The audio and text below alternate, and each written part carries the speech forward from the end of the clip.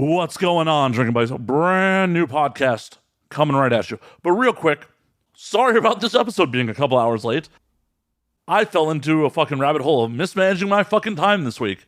Just in time for, this is actually the 5-year anniversary of recording our very first show, back when it was the 288 podcast with guest Small Hands. Like, today is exactly 5 fucking years. Thank you to everyone who's been here since the beginning. Thank you to my new drinking buddies. Hopefully we'll be at this for another 5 years. But before we get into the show, real quick, you know what we got to do. We got to just have a quick word from our sponsors. First and foremost, we are brought to you by the video versions of this podcast. That's right. The video versions are available on Vimeo for 99 cents an episode or $6 a month, get you unlimited streaming. We've been on Vimeo for a couple of years because previously YouTube said I could not monetize the content. I need to know from you, drinking buddies, if you want to see the video version not behind a paywall, except for obviously episodes that contain nudity, I need you to get the And Now We Drink YouTube channel up to 1,000 subs so I can attempt to monetize again. If we attempt to monetize again, and YouTube actually lets me monetize, I will happily move stuff to YouTube off Vimeo so it'll be ad-supported. But first, we got to get the channel up to 1,000 subscribers, so do me a favor. Go to youtube.com/andnowwedrink, subscribe, tell your friends about the show, and if we can get monetized on YouTube, I will happily move off Vimeo. But in the meantime, please support the show. Go to Vimeo. Go to ANWD.net/videos. Subscribe. Buy some videos. Buy your favorite episode. It does help me out a ton. I am a one-man operation, and there's a lot of work that does go into this show. Hence why I'm 4 hours late today. Once again, sorry. We are also brought to you by my Twitch stream at twitch.tv/MattFandSlayer. Come hang out with me live. I drink, I play games, I play with the community. We have a rad Discord going too that is in the show notes. It's another way I've been making a living during the pandemic. Any support you bring that way helps a ton too. I appreciate you. And even if you don't spend a cent, come hang out. We're having fun. We're having fun on Twitch. And last but not least, we're brought to you by our friends at Vinyl Me Please. Vinyl Me Please is the Record of the Month Club. The best damn Record of the Month Club. In fact, every month, Vinyl Me Please has one album that is essential to the modern vinyl collection. And it comes packaged with things like bonus tracks, inserts, color variants, and also comes packaged with an album-inspired art print and a custom cocktail pairing recipe. You can't beat it. Rad vinyl, rad art, a way to wet your whistle. And Vinyl Me Please isn't like Record of the Month clubs of old. It's month to month, no strings attached, cancel anytime. So sign up today at www.joinvmp.com/ANWD. Once again, that is www.joinvmp.com/ANWD. My guest this week for officially episode 200 of And Now We Drink, even though it is really episode 254-ish, counting all the old 288 podcast stuff, is adult performer Lydia Black. Lydia and I talk about decriminalization of prostitution, a toilet on a GoPro, her porn viewing habits, all sorts of stuff. This was a super fun episode. So please sit back, relax, pop a cold one, and enjoy Drinking Buddies.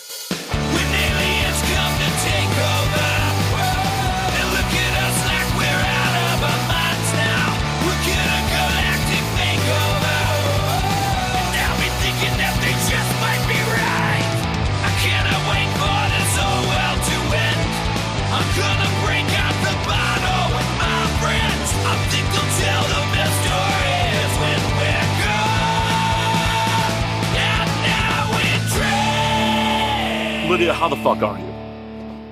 I'm doing really good. Today is a full moon in Virgo, and I'm a Virgo queen, so I'm feeling the energy. Hell yeah, hell yeah. I'm glad I got you when you're feeling the energy. Fuck yeah. Like, it was aligned by the stars that you were here today. Yeah, just showing off all I have to offer to the world. Well, not all of it. We don't want to get demonetized. Yeah, we'll just let you know where you can see it. Yeah, 100%. We'll let them know. Everywhere they can see it. All of it. Spend your money, people. Just make it rain on her. Now that we've gotten the pleasantries out of the way, what is new in your world? Like, How is life treating you? Like, Life has treated me pretty good, like it's such a weird position for everybody right now in the pandemic, and like I'm finally like starting to make plans, which I hadn't been able to do like all of last year. I don't know when I'm going to be able to do these things that I'm planning yet, but I can plan them. I've been planning a lot of new content, just the crazy normal stuff. Finally able to plan like hopefully a Europe trip again, and maybe not even in this year, but I can still start planning it for next year. Um, and I've just been really, really wrapped up in my Etsy store, which has been like expanding rapidly. fuck yeah, that's awesome. Couple things there. So with the Europe trip, is that like a work trip or like for funsies? Or, well, both. Oh, well, it's always kind of both. I actually like the first time I ever went to Europe was for work, to work for legal porno. And then I kind of just like fell in love with Prague, which is where I went first. So then since then I would go back like quite often and just like work as an excuse to go, honestly. And now whenever I go, it's more of like, I don't just go to Prague. Like I go to Prague and then I get to go to other places in Europe and like really travel, which I haven't been able to do, but I'm excited to do again. Hell yeah. Hell yeah. Like, besides Prague, where else have you been in Europe? Like, I've been to Paris, I've been to London. Those are the big three ones that I've been to. I have plans to go to Budapest. I have plans to go to Germany. I really want to go to the German Fet Ball, which is like just a personal, like really big goal of mine, because it's like I've been to a ton of fetish events here in the United States, but nothing gets as weird as Germany. So yeah, I heard like the German football and like one of the Finnish events are both fucking crazy. A mhm. couple friends of mine went to, yeah, I think it was a Finnish one a couple of years ago, and they're just like, yeah, midget fuck Jesus on stage, like just full on live sex show in the middle of like, yep, that would never fly here in the States. That's amazing. Yeah. I mean, like I love going to not last year, but the year before I got the chance to go to the fetish event they have in the Bay Area in San Francisco Folsom, which is really cool. Like, you can actually be naked like in the street. But it's only one day and like you can just do that for a whole week in Germany. 100%. Like, why do we have to be in a country of such prudes? Why? Everyone who's attending those events are consensual adults. Like, they know what they're getting into. Like, there's no reason that we can't do it here. In my opinion, it's just religion has a very firm grip on this country. It sadly does. I mean, we were founded by prudes, and apparently it just keeps rolling down. Mm-hmm. Like, the pilgrims are like, we got to get away from Europe. There's too much kinky fucking going on, and Right. They're like, we want to come to America for religious freedom, but our religious freedom is really, really strict. yeah. Like, how dare you show your ankles, woman?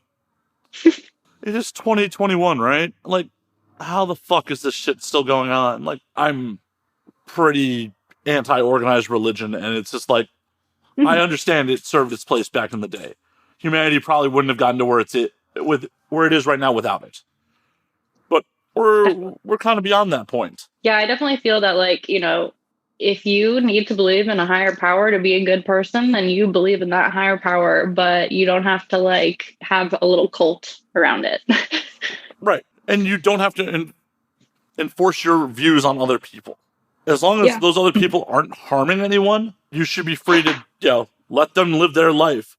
Like, why do you give a fuck about who they're consensually fucking?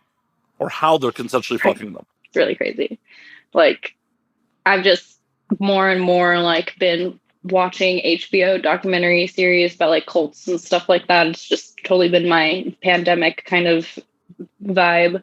And my husband is from France. He was born in Paris, and like Scientology is illegal there. Cults are illegal there. He's like, how is this all happening in America? I believe in, because we have freedom of religion. That's fine. Like, if you want, I don't support Scientology. I probably shouldn't say that. I'm within earshot of one of their big buildings. I know, right? You're behind the next to the org. Your building might be owned by them. You never know. Shit. I'm like, I don't really know. Fuck. They do own a lot of property in town.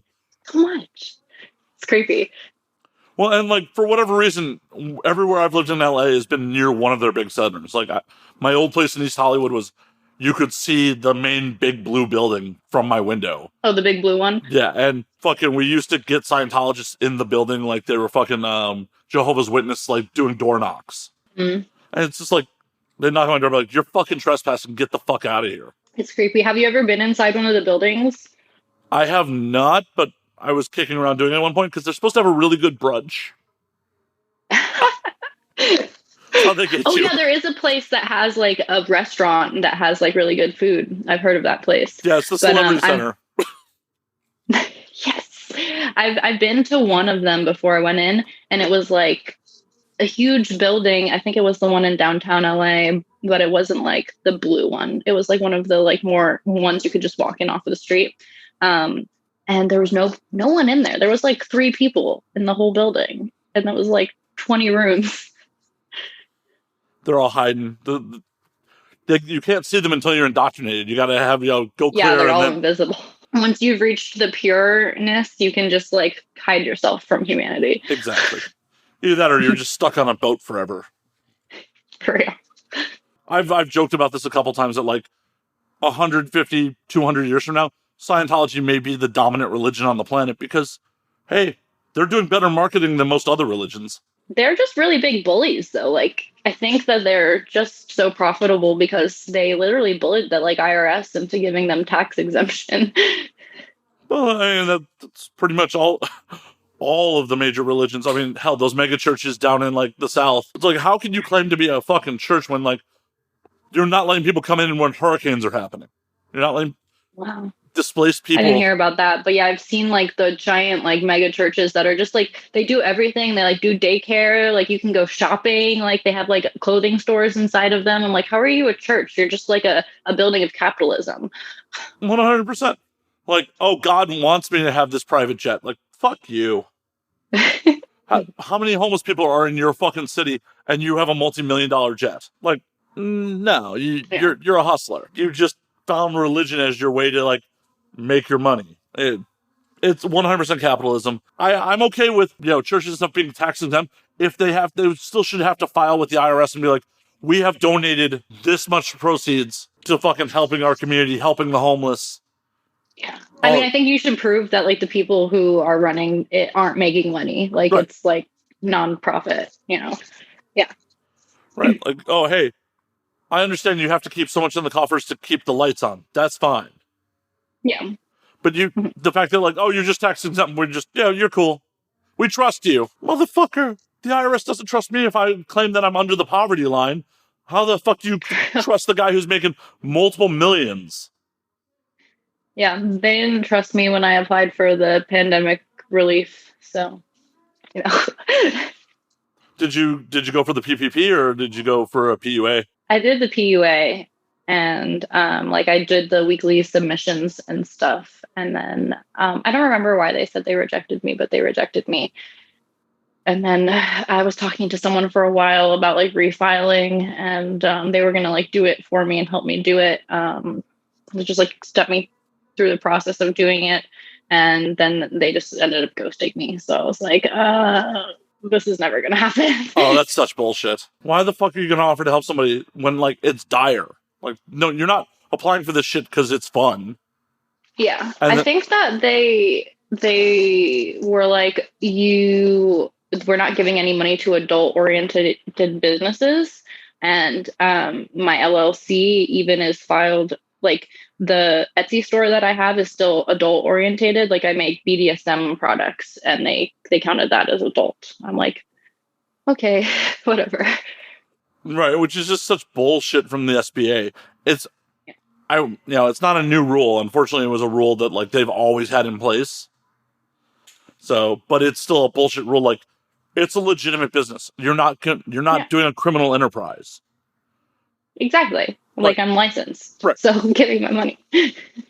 Pornography is legal. You could be a full-on like, I'm a full-time porn studio. It's legal. Like, Yeah, exactly. You're not complaining when, I'm like paying my taxes. So, You're not complaining when you're doing this, so mhm. why are you complaining when it's time to fucking pay? The arts in general during this whole thing is just complete hypocrisy. It's just like, oh, hey, we'd all be going fucking insane if it was not for people creating content, creating art, Mhm. and, oh, artists aren't essential. Like, good luck getting any money. Good luck. Yeah, we'll vaccinate you whenever we get around to it. It's fine. Yeah, it's really crazy. Like I get COVID tested like twice a week just so I can show up on set because we have to be, 24-hour COVID tested. And like so I should be on that list for getting a vaccine first. I'm spending so much money getting COVID tested and adding to these statistics every single time we go get COVID tested. We add to the statistics of the people getting tested and everything like that. So it's really wild. My mind blown about how we as a country have handled COVID in general. It's I don't know. I feel like we're in America, we're like our citizenry, we're in an abusive relationship because like you look to other parts of the world and like they're doing things so right, and it's just like that's so weird. That doesn't make sense to me. That's Like so funny. I love the way you said that. Yeah, you're like, what is this normalcy that other people have that I don't have in my relationship? exactly. It's just like wait, that's how it's supposed to be. But but my partner tells me it's my problem that I'm poor and Yeah. doesn't care if I live or die. But we're the best. Yeah, I definitely hope that in the future I can have dual citizenship in France or somewhere in Europe. Most likely France because my husband. Well, yeah, but But that gets you the EU, and then you're just like, I go where I want. yeah, yeah, then I can like do business everywhere. So that'd be great.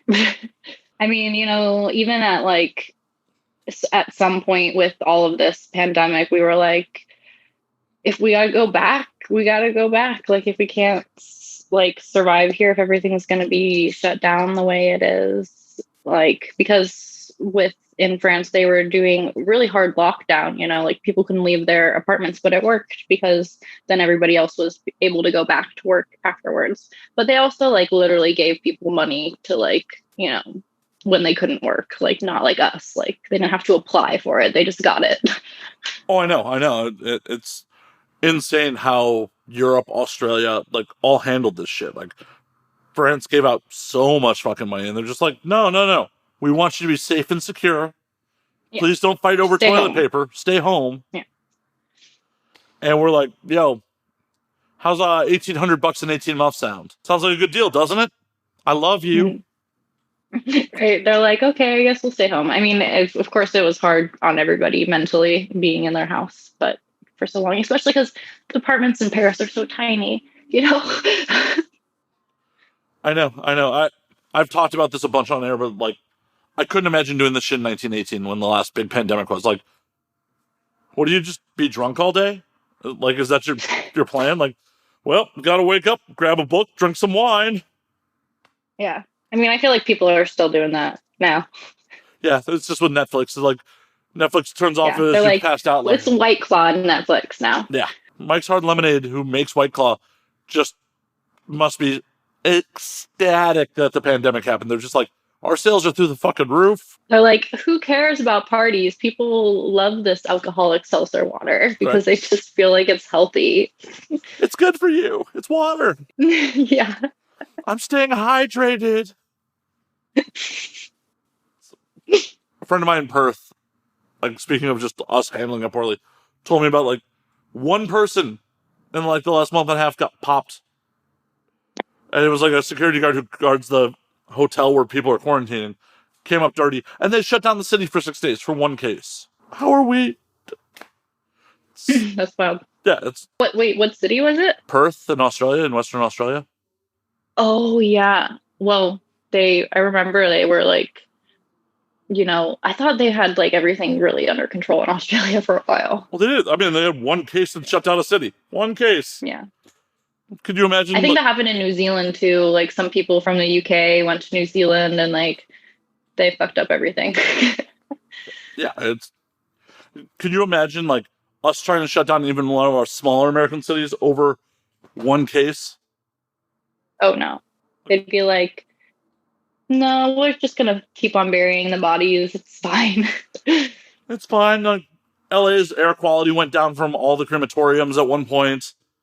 Like, Yeah, that was crazy. Also, when like the first couple of days where LA shut down and like everybody stopped driving and the smog like lifted in the city because there weren't any cars on the highways. oh yeah, like I had to run out for groceries during that. I'm just like, this is amazing. This is just, it's beautiful out. I can get reasonable places in reasonable time. Yeah, it was crazy. I was in LA just visiting some friends at one point and like it was still pretty shut down. I think like maybe things were kind of starting to open a little bit. Cause yeah, I usually go to LA like once a month, but since everything shut down, I was not leaving my house. And then once I finally went, I was like, holy shit, I actually got from point A to point B in like 15 minutes instead of 45 minutes. It was crazy. Yeah, part of me feels really bad that I didn't like go hit the beach or something like normally that's like Mhm. a 45 to an hour drive. I probably could have made Yeah, Santa Monica in like 20. And like I had a beach day. Just chilled. just chill, just quarantine on the beach. Yep, That's nice. stay the It's fuck kind away of from like, me. dude, all my favorite spots in Vegas that like are really naturey. Like I actually love doing a lot of nature stuff here in Vegas. They were like pretty secluded before the pandemic. Like not many people knew about these spots, and then like as soon as the pandemic hit, everybody was like out doing it. And there were so many people at my secret beach. I was like, what the hell? Wait, there's beaches in Vegas? Well, there are beaches. I think they're beaches. Like there's the like the lakes Oh everybody yeah, like knows. Charleston, like The lake's not very pretty, but like if you drive further into Arizona, there's a river, and it's Colorado River that's connected to the lake. It's just like once you hit the dam, there's the Colorado River. If you follow the Colorado River, there's lots of secret little hidden gems and beaches and hot springs. goddamn. I lived in Vegas for 3 years and like my mind is See, blown right people now. don't know. Like because when you're talking about like outdoorsy shit, I'm like, oh, probably going to Red Rocks or like go to Mount Charleston. I mean, I like those places, but I truly like. I live like closer to Henderson, so Arizona is like really close, and yeah, that river. Just I love that river. You can go. I could go up and down that river. I like to like rent like kayaks or whatever. Sometimes you can rent a boat at there's a marina down there, and just like go up and down the river and find little spots that are just like perfect and like there's tons of really cool hikes too because it's like a canyon, so you can like find cool places to hike in the canyon. Hell yeah. I feel like I've wasted so much fucking time from when I was living in Vegas. Never did any of that shit. I think the only time I ever went into fucking Arizona, like not just passing through, like we went and shot a scene for Wood Rocket out in the desert, like fucking oh Jesus, like 6, 7 years ago at this point. And we Yeah, did that sounds fun. oh, it was a whole like 4th of July themed fucking scene and like we were firing off guns in the desert and shit. So Of course, that sounds hilarious. Oh my god, I yeah. love that. Yeah, I love that. And then if you drive north, like you're headed towards Reno for like an hour and a half, you hit these giant sand dunes, and it just literally looks like you're like in like Aladdin desert, like with like giant sand and like everything. And I just really want to do a crazy porno out there where like I get tied up and like buried in the sand. What's stopping you? Just the weather. It's a little chilly right now. Suffer for your art. Do it, Lydia. Go suffer for your Oh art. God, we did when my friend Freshy Juice from the East Coast came to Vegas to visit just like a week ago, and we drove out into the desert and kind of near Mount Charleston, like where there's a bunch of Joshua trees before it gets too snowy and cold. And it was like 40 degrees, but we tied each other up and like had a fun time. Nice. Nice. No complaints from the locals. No one caught you guys. No, we were pretty secluded. We were able to find a spot that like nobody was gonna be walking past. Actually, there was only one person out there. There was like this old grandpa that was just like walking around in circles, but he never really came upon us. If he had, just be like, nothing to see here, Grandpa. Nothing to see. Just keep going. Don't It was mind funny. We us. were actually shooting a like a Barbarella themed video which like I don't know if you know who Barbarella is. Okay, yeah. So a lot of younger generation like doesn't really know who Barbarella is. So we were shooting with Kaya, my friend Kaya, and she didn't really know who Barbarella was because she's not really like into the old bondage type stuff either. So we were like explaining to that, and she was like, "Oh, you know what? I bet if that old guy finds us, he'll know exactly what we're up to."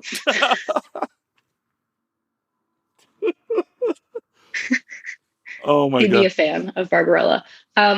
I have to go use the bathroom real quick No because worries. another funny story. I had to go get tested at talent testing today, and I was just like, I go get tested like all the time, and I was just like in my own mind. And usually you have to like pee in a cup and give them the pee. So I just sit down on the toilet and go and pee, and I didn't even pee in the cup. I just like wasn't thinking.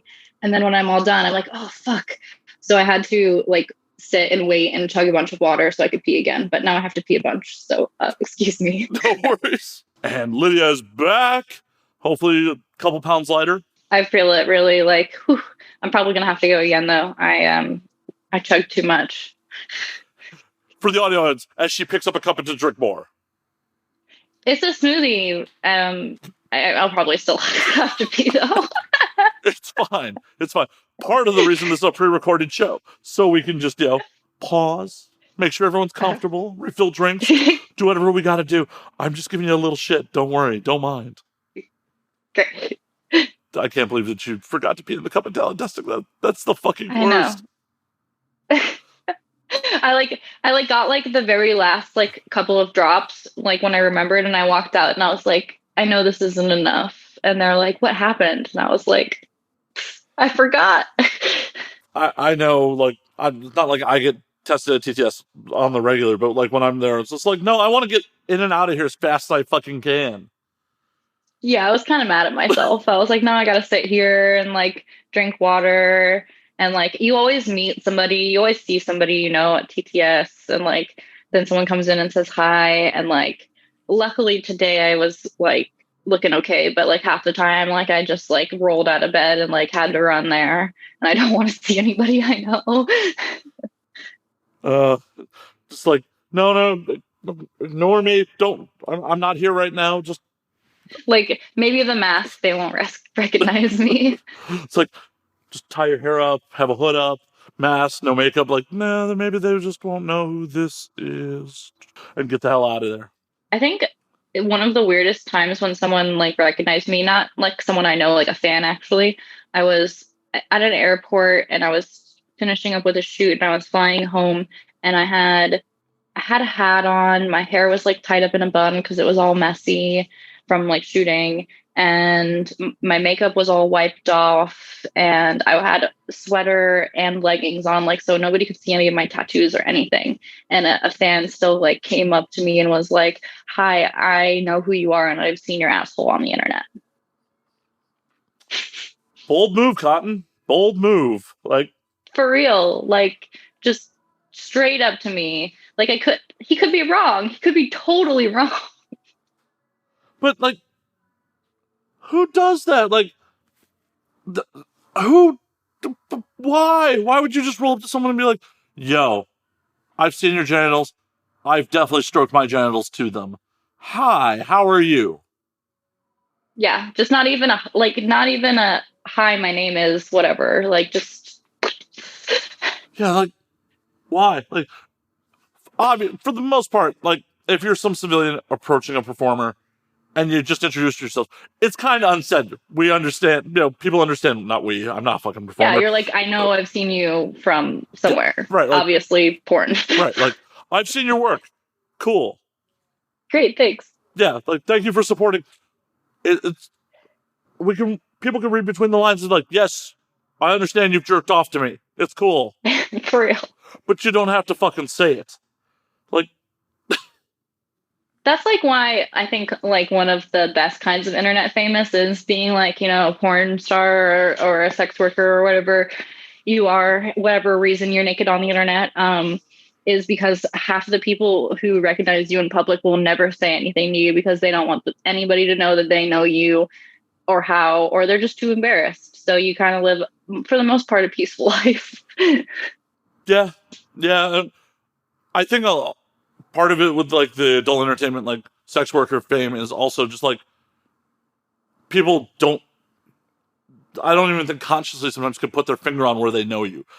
It's amazing how many civilian friends I talk to. Like, I'll be like, I'm having so and so on the show before, and they're just like, who? I'm like, you've definitely masturbated to them. Like, don't. It's just an interesting level in porn fandom where like everyone consumes the product, not everyone knows who they're consuming, which is there is definitely two different types of fans. The people who like know who I am and follow me on my social media, and there are the people who are just like, oh yeah, I definitely recognize you from some video on Pornhub. Do you feel like the modern era of porn has hurt people's star power overall? It's kind of confusing. I feel like in a way, like all the tube sites and all of that did like hurt the stars and who they are as persons. But now the more modern era is this OnlyFans era where it's a social media where you're following the person because you want to see their behind the scenes pictures, their life and what they do. So that kind of has brought that back where, we have like a personality and people care about us again, which is cool. Oh, definitely. I mean, I'm obviously do this just for people's fucking personality. So like, I want people to, know and feel like who you are as a person. So I think OnlyFans is a double-edged sword in a lot of ways. It's amazing that it's putting power back in the performer's hands to make content. But the lack of marketing and discoverability with OnlyFans hurts people too.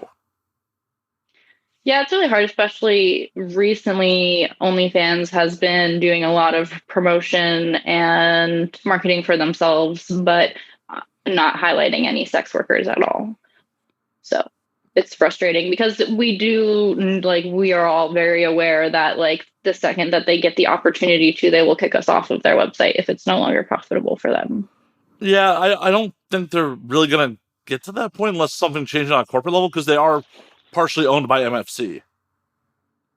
Yeah, the guy that started OnlyFans came from like a camming background. I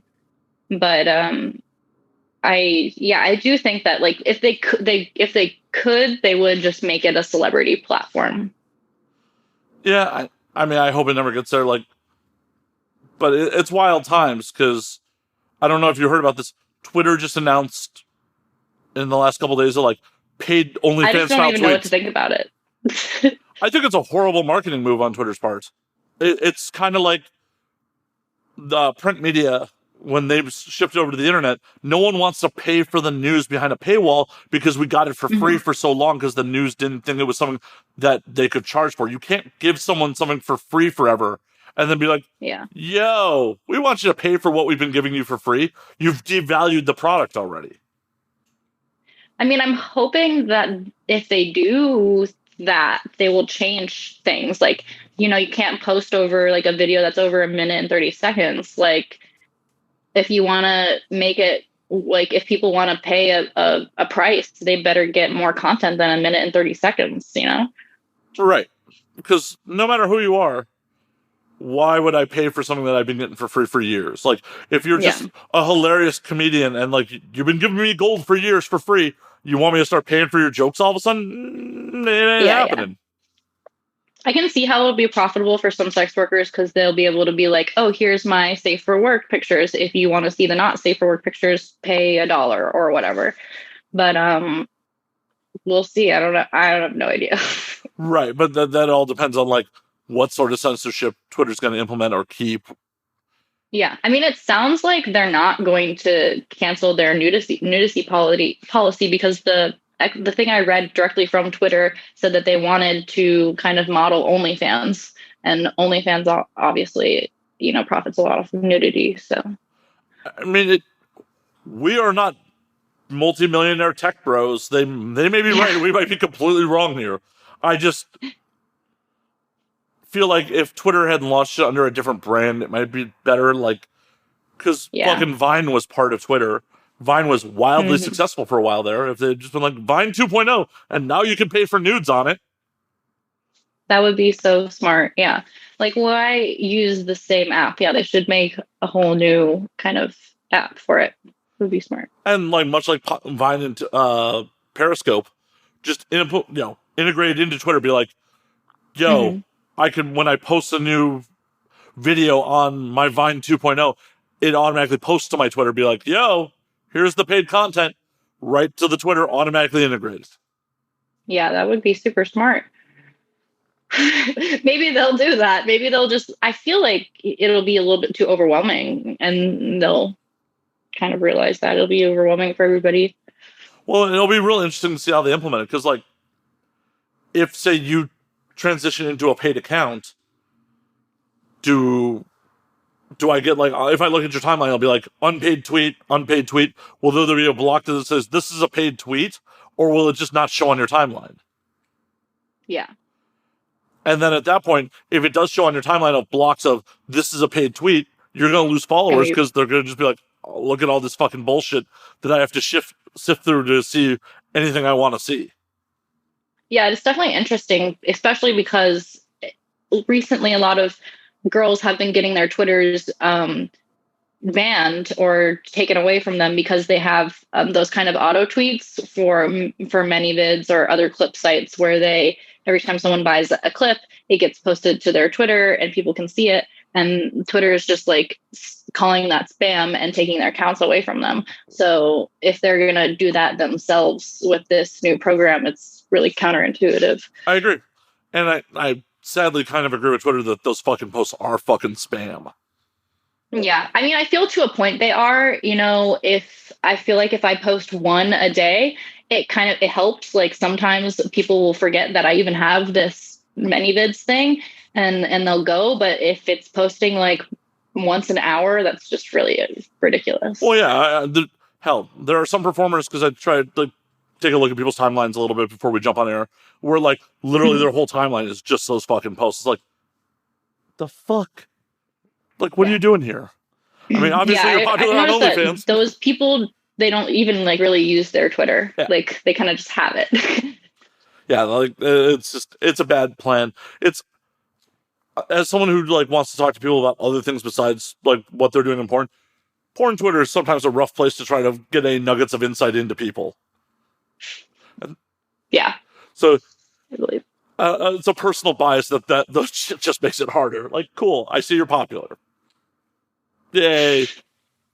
Mm-hmm. So, like, do you have an opinion on anything else? Anything at all, please? God. I was gonna ask you like what your like favorite social media to follow like sex workers on is.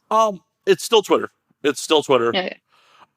Just because some sex workers are just using it as purely a promotional tool, there are still a lot of other sex workers that use it to its full potential, that you do get a feel of like who they are.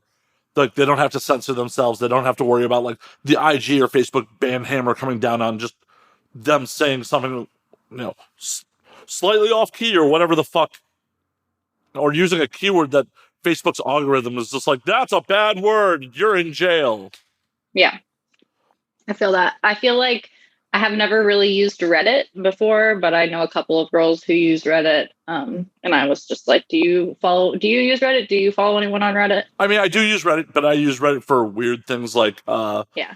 I mean, I'm mostly in podcast promotion, some cryptocurrency subreddits. It's one of those things where like Reddit's good, but a lot of times you got to have like a real big fan base. And then like the subreddit's all about one sex worker, one performer, versus Twitter, where I can be like, oh, here's someone from Lydia, here's someone from, you know, someone else, here's all that, like, I get a whole cornucopia of like different points of view and text instead of like. So I'm so dumb about Reddit. Like, I don't even understand how it works really. Like, if you follow these subreddits, is there like a homepage where you see like all the posts from all the Reddit? You'll see, like, when you go to the main Reddit page, you'll see like where there are new posts, and then you gotta dive into the Reddit, and like, okay, depending on how active the Reddit is, you may fall fucking way behind on what's going on. Mm-hmm. Because Reddit's much more like an old school message board. Yeah, that's what it kind of like looks like to me. Like, it looks like too close to 4chan for me to be like, I want to be on there. Yeah, thankfully not that wild. Not 4chan wild. A little wild, but not like Holy fuck, fortune. I remember, like, when someone first explained to me what 4chan was years ago, I'm just like, what? I does not compute. Does the what? You guys just do this, like, hang out on here on fun and just shit talk and Yeah, it's okay. just shit posting. That's all. That's the only way I know how to describe Reddit. It's Or not Reddit, I mean, Reddit 4chan. has its fair amount of shit posting too. Don't. But it's not like 4chan levels of shit posting. It's Well, I'm glad I'm not missing out too much. Yeah, I've always kind of been too lazy to have a Reddit or deal with Reddit. So and I will say, like, Reddit is also super great for some things, like if you need tech support or like a community that I'll occasionally jump in there, like in an Adobe subreddit, be like, hey, I'm trying to accomplish this thing in After Effects. I don't know how to do it. And generally someone who knows what the fuck's up will respond back like, oh, you just got to do this, this, this, and this. So it's great for shit like that. I just miss Tumblr, honestly. I was a Tumblr whore, and I miss being a Tumblr whore. Fuck.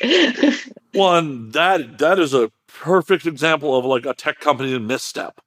Tumblr was fucking profitable. It was valued so big, and then they're just like, nah, we don't need nudity over here no more. And just gone. It's like, when was the last time you... I think there are more people using MySpace right now than Tumblr. I believe it.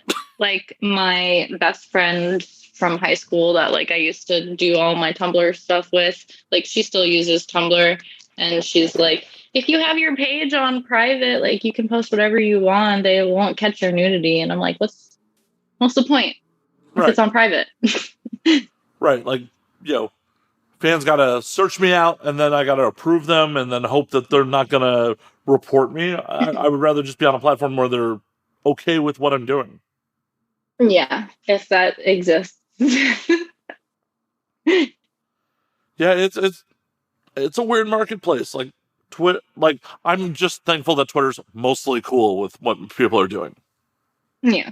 Yeah, because of the social media of all times, like, I've always been a big fan of Twitter, just because Twitter's always had the ability to give you access to people that, like, you normally wouldn't have.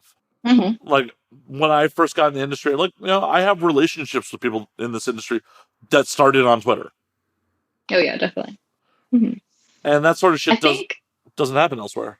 I think, like, the only, like, thing that I really love about TikTok is that you get to see people that you would never see, like, stuff just pops up, but it's, like, so easy to, like, just swipe away from something if you don't want to watch it, that it's not really too, like, abrasive.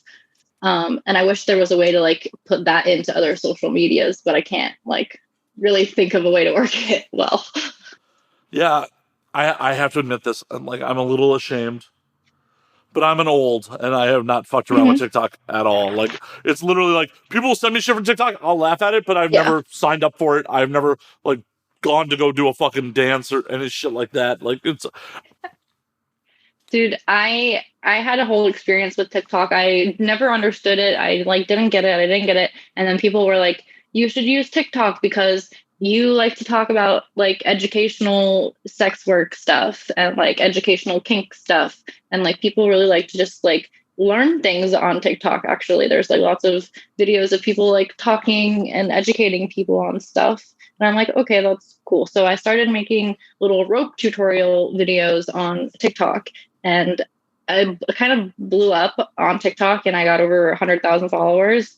And my rope tutorials were fun and it was cool. And then my TikTok got deleted because they deemed the rope tutorial stuff to be too sexual, even though I was, like, fully clothed, and it was more just, like, decorational rope stuff and, like, safe stuff for people to do. I wasn't trying to teach too much complicated stuff because you only have a minute to teach it, and I don't want people hurting themselves. So just, like, fun, decorational, sexy stuff, but they still deemed it too inappropriate. But it was just a cool experience. Like, I never thought I would like TikTok, but I had, like, on TikTok, I had an audience of fans that were mostly girls, which was awesome because I don't have that anywhere else. And I missed that. I kind of missed that interaction between like the femmies that wanted to support me. That's amazing. And like, that is such bullshit on TikTok's part. They're like, no warning, no nothing. We're just gonna fucking ban you. And it's like, what if that was your fucking primary income? Like, what if, like, oh, hey, no warning, no true violation of the terms and service. We're just gonna fucking, and that's the absolute garbage with fucking trying to make your income on platforms at this point. Like, it's one of those things where, like, I'm not as worried about OnlyFans being like, hey, we're just gonna segue away from sex workers, but just OnlyFans being like, oh, we're just gonna deplatform somebody because we wanna. Yeah. Mm-hmm. And so many people these days are completely making their income on OnlyFans. Yeah, definitely. Like, to be honest, yeah, if my OnlyFans disappeared today, I would have a really hard time paying my bills next month. It's like over half of my income currently. Yeah, and it's a scary place. Like, you are literally just in the hands of, like, oh yeah, anonymous tech guys. And like, I obviously don't have an OnlyFans. So I guess that's not obvious, but I don't have an OnlyFans. But I don't know what like their tech support's like. If you do have a problem, or is it hard to get a hold of somebody? I have heard multiple things. Like, it's hard because like they don't have like, you need paperwork when you work with people. You have to have their IVs, paperwork, stuff like that. But they don't have a place set up to upload your paperwork when you do something. So if something gets reported and they get back, basically right now their way of doing things is, if something gets reported, they'll have somebody look at it. They'll be like, oh, you don't have the paperwork for this, or, oh, this is just not content we allow on our site, and they'll take it down. And then they'll email you and they'll be like, we took this video down. If you can give us the proper paperwork, we'll put it back up. But like, why? Like, why not just give us a spot so that we have an opportunity, like a place to get, why? Well, and on top of it, that's dumb. That's bad business on their part, because if, someone was creating something that wasn't legal and didn't have 2257 paperwork, and it's already out there and people have viewed it, the crime has been committed. Mm-hmm. Like, that's why there's 2257 paperwork, to prevent that from happening. So why would a fucking site not be like, hey, you need to upload this? Like, that's mind-boggling to me. One of my recent guests mentioned this to me also, maybe you can confirm this, that OnlyFans isn't giving out 1099s. You have to go into your settings and like download it and print it out. Okay, cool. Like, because that was a whole discussion on an episode that actually just aired yesterday, was my guest manages some people's OnlyFans, and he's like, nobody's gotten 1099s ever. Yeah. And I was just like, the fucking government would shut them down if you have to, they're available.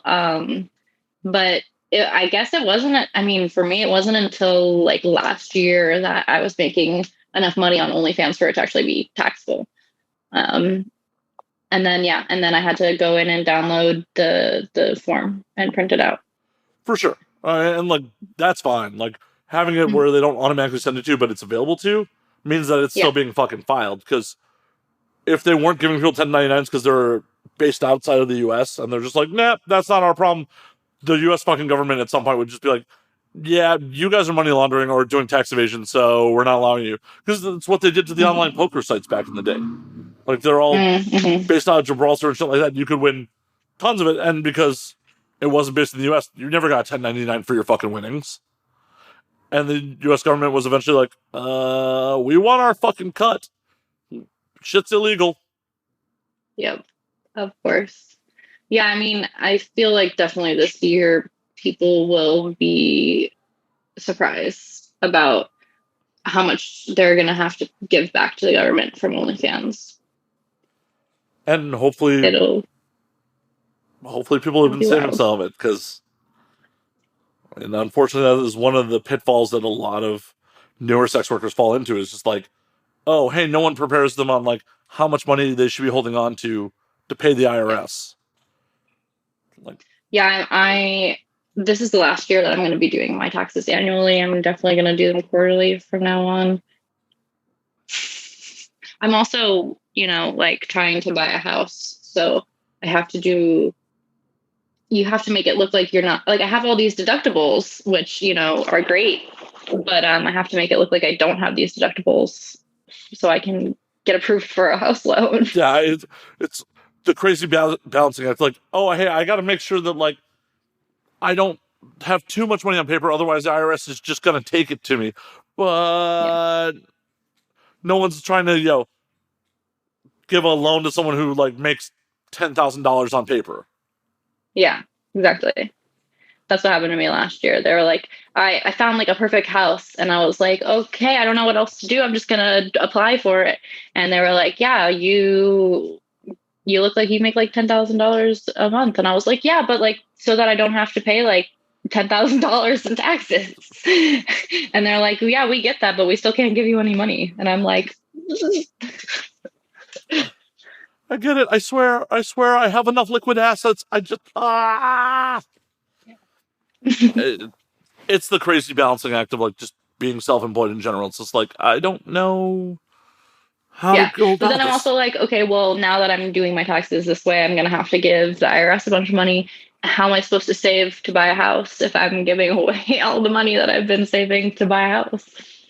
Yeah, but at least once you're eventually in the house, it's like, oh, hey, this is the landed deductions. Yeah. Like, especially when you're like, I work out of here, so this is all home office. This is all being deducted. Like, oh, these home improvements are improvements on my office. I can't wait. Yes. Ugh. You're planning to stay in Vegas? Get a place there? Nice. Yeah. Part of me, I mean, I miss parts of Vegas, but part of me wishes like I had done the move in reverse, because I moved from the Midwest to Vegas because in theory the industry was going to move there 10 years ago. Yeah. And there was only a handful of us there 10 years ago. And then after 3 years, I'm like, I'm going to LA. Yeah. And I've been here since. And now everyone's like, oh yeah, we're all in Vegas now. Yeah, that's kind of what happened. Yeah, everybody was like in LA, and then they moved to Vegas, and then they moved back to LA, and then now the pandemic hit, so everybody's back in Vegas.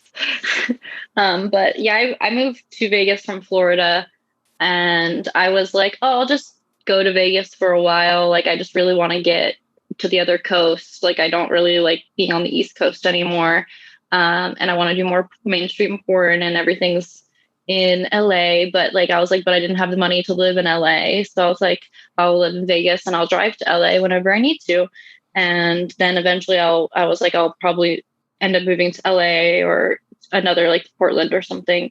But I really fucking love Vegas. Like, I never thought I would love it. I hate the Strip. I hate like all the gambling and all that bullshit, but like I don't ever have to go to the Strip unless my boyfriend wants to take me out on a fancy ass date, and then I don't mind it. Yeah, no. When I lived there, the only time I would ever go to the Strip is like fancy dinner or go to a show, which neither one of those things are happening right now. So, but otherwise, Vegas is rad just because of the cost and like 24-hour everything. Because like I lived up in Summerlin, and I was just like, oh hey, it's 3:00 in the morning. I'm gonna go to my local sports bar and get a burger and have a drink and chill for a few, and then just go back home. Yeah, it's nice. And I mean, I've been really lucky. Like, I have so many amazing sex worker friends here. Like, I really feel like I have a family. And just like, it's really been good in the quarantine for content creation, just having so many people close to me, like that I'm friends with, I can make content with for OnlyFans.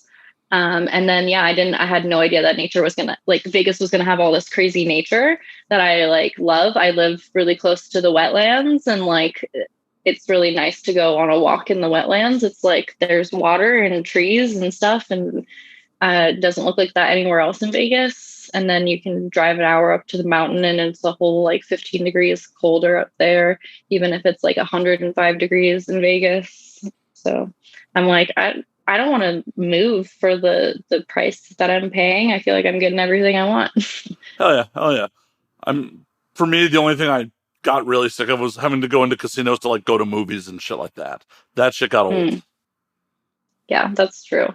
There's this one place near me that I like a lot that's just like you don't it's like you just walk into the casino, but then the movie place is like right on the right. So you don't even like have to see anything. So it's nice. Yeah, that's not bad at all. Like, because, oh, shit.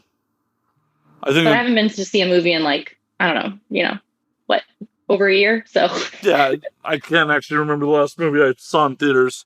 It's really depressing. Hell, it's super depressing for me. Like, this week popped up, like, in my memories, the last show I went to. And it's like, oh, it's been over a year since I've been to a concert. Like, yeah. But what was the last show you went to, by the way? The last show I went to was just a cute little like local show here in Vegas. There's this band here called Neon Boys. I don't gosh, they're so cute. And my husband's a music manager and he isn't managing them but was like helping them with a lot of stuff. And it was just so cool to like see a little local show here in Vegas. Like I've been to lots of like the bigger shows at the T-Mobile arena and stuff, but like it was nice to see like a house show basically in Vegas. Hell yeah. See, I'm always much more for like the small to medium sized show. Like I almost never want to go to an arena show, even if it's a band I want to see. Like something about me, like I want to be fairly intimate with music. Like a House of Blues size venue is like where I want to see bands. Mm-hmm. Like, yeah, I want to be in the pit. I want to be, I want it to be general admission. I don't want to fucking like be in a seat like, oh, I think I see the band. Well, I can see them on the monitor. That's cool.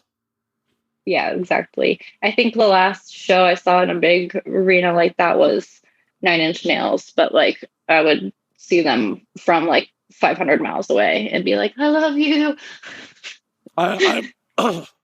I'm super happy that I got to see 9 Inch Nails at the Congress Theater in Chicago, and like during the With Teeth tour, like '05, because the Congress is not a huge venue, and so it was just like, oh, I get to see 9 Inch Nails, and it's not at like an arena because at '05 they were still playing arenas regularly, so to see them in a small venue like that was just like, that would be amazing, truly.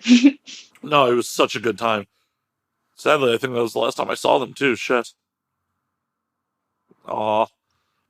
I'm sure they'll tour again as soon as they can because I feel like they're like that was what they'd love to do. So yeah. It just hopefully won't be in arenas. Hopefully, just like a small. But who knows? Who knows what music's going to be like? Because once the floodgates are open and like people can tour again, like everyone's going to be competing for those venues. Everyone needs to get back on the road to make money. Crazy. It's gonna be hard. I mean, like, also at this point, I'm like willing to go to like whatever drive-in concert. Like, I will try it. I know earlier in the year or late last year, Metallica did a drive-in concert. I'm just like, that is a weird way to see Metallica. Like, I feel like, of course, they would do it. Like, that's so funny. Metallica's got overhead. They got bills to pay. Like, they're like, we will not stop working until we're dead. Right? We have therapy to pay for and documentaries to make about it. Mm-hmm. That band is like the epitome of like, this is just a business at this point. Like, fucking 4 separate tour buses, and good on them for still fucking sticking with it, but it's just kind of crazy at this point to be like, oh, we're gonna keep doing this. We don't seem like we even really like each other anymore. Definitely not. But there's too much money involved to stop doing this. Oh yeah, they're like, we've just got to keep going for the money. That's just the way it is for a lot of people. I know, and like, it's interesting to see like where a band like that, how they would have ended up if like they'd been a little less successful, like pre-Black Album Metallica. If they'd stayed at about that level of success, they were still a big fucking band, but they weren't like how big they fucking got. Like, would they have? Yeah, I mean, they probably still wouldn't be doing the thing. Yeah, It's like, at what point did they call it quits? Like, with all the member changes, with all of it, like, when do you be like, nah, the money's not even fucking worth it anymore? They're just like rock robots now, That's all they know how to do. Which, like, it's just such a sad state of affairs, because it's like, metal is like the music of rebellion, the music of fucking, like, emotion and anger, and like, oh, we're robots doing this. Fight fire with fire. Yeah. Well, I mean, the whole metal genre has definitely flown off into like a whole different world. So I feel like they wouldn't even they don't even have a place in it anymore. It's just so different. Well, and as it should be constantly evolving. Like, we don't want every band to sound like Metallica did in the 80s. We want people to experiment and try new things. And metal's such a weird genre, like, because, like, if you're a metalhead, like, you're generally, like, accepting of other fucking metalheads, but, like, if something is like, oh, that's not metal, fuck that's not metal. Just a weird dichotomy to me, like, because when I was younger, like, I wouldn't listen to it. If it wasn't metal, I'd be like, no, I have no interest in that. And that, like, as an adult, it's just like, oh no, like, there's a lot of other genres of music, and there's a lot of other things I should be listening to that have good influences and are positives. Yeah. I mean, what all are you listening? Like, obviously Nine Inch Nails, but, like, are you mostly industrial? Like, what all are you listening to? Wow, I have a really, really wild broad music taste. I love listening to like industrial music. That's like the kind of music that I can like just zone out to if like I'm gonna go to a club and like dance. That's what I want to hear. But I like indie music. I like a lot of like really vibey, like kind of smoke weed to music. I've really been a huge fan of like everywhere, all like the hip hop, pop, girl, rapper, all of that. Because I feel like to be like a female hip hop artist, you kind of have to do it all. You have to be a little poppy, be a little hip hoppy, and also like learn how to rap even. But yeah, so I've just been listening to like a ton of the girl stuff, which really has been like really vibing me up for work. Honestly, it's like, I know it's very cheesy, but I love listening to like Dunya, and like my favorite new artist is this girl Ashniko, who is like this little white girl with blue hair that like raps about fucking girls and hentai and kawaii shit. That's awesome. That's fucking awesome. Like, it's kind of cool that, like, that kind of shit is popular now, because, like, I couldn't imagine 10, 15 years ago, like, someone rapping about hentai and people being like, that's cool. People would just be like, what the fuck? You mentioned, like, tentacle porn or some Eroska Doji shit, and they'd just be like, what? The fact that, like, nerd culture is okay now.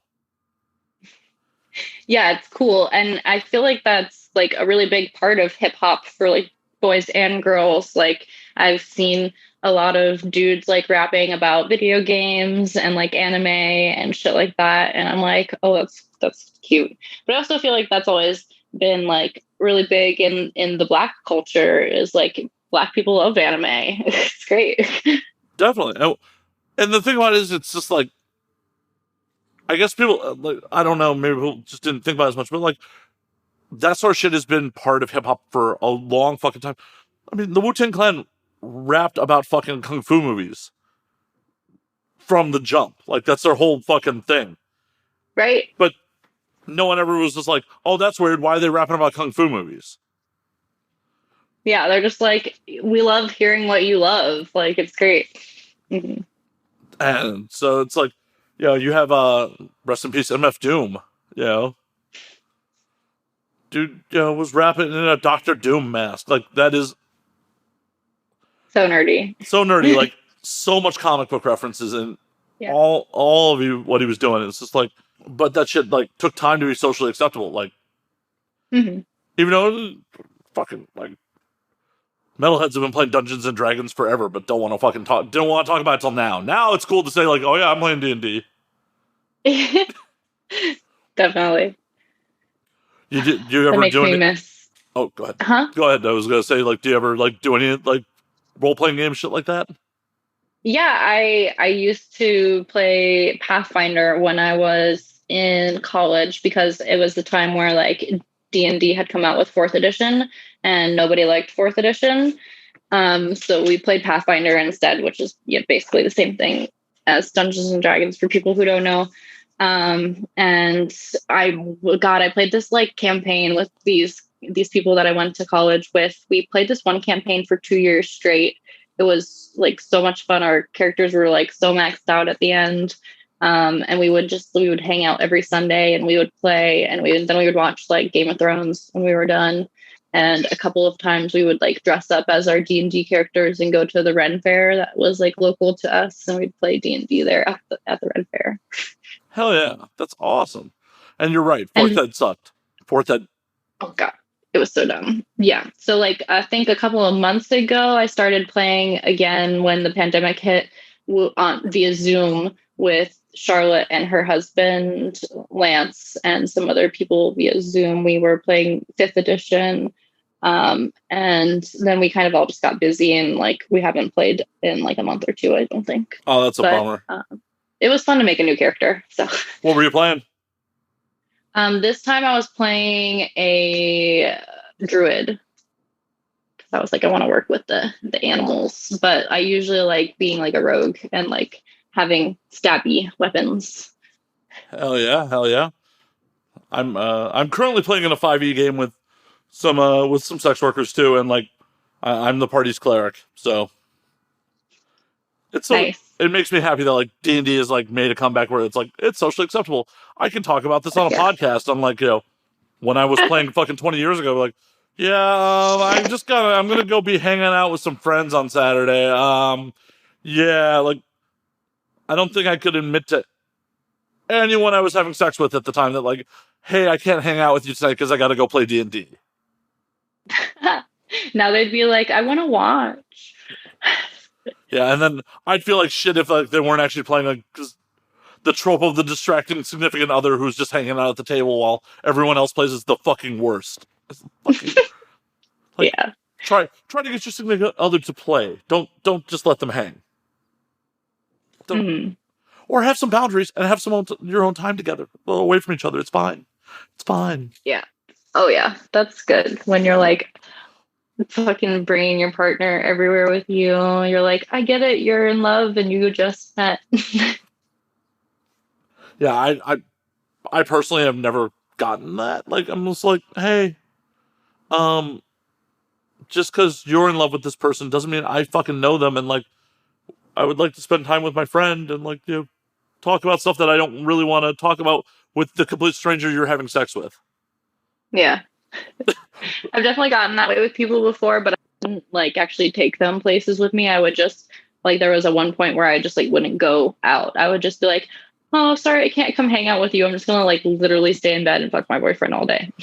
And that's well and good. That's well and good. Like, no friend should be angry about you being like, oh, hey, I'm trying to get some right now. Like, I'm here. Like that's well and good. And like, I'm not saying you should ever like fully exclude your partner from your life. I'm just saying like, attached to the hip is a bad look.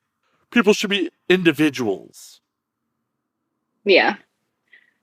Yeah.